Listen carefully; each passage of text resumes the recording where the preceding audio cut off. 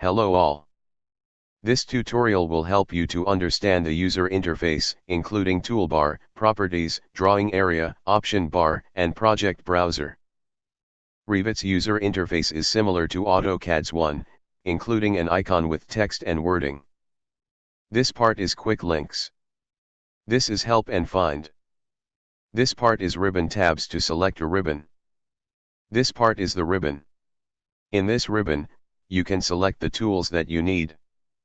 This area is the properties panel. This big area is the drawing area. You mainly use this area for modeling. This is the project browser to find views, sheets, and families. This part is the view control bar.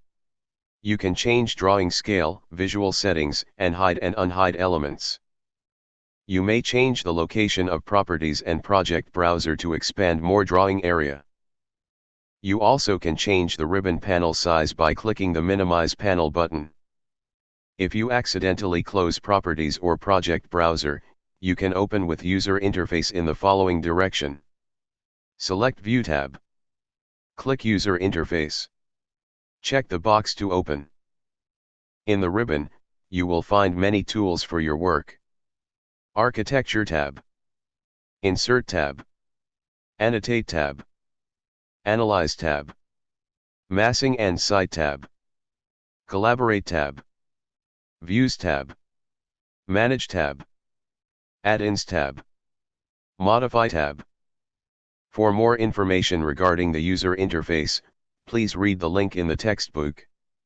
Save the file before closing the application. I hope this tutorial clarifies the name and use of the user interface, toolbar, properties, drawing area, option bar, and project browser. Thank you.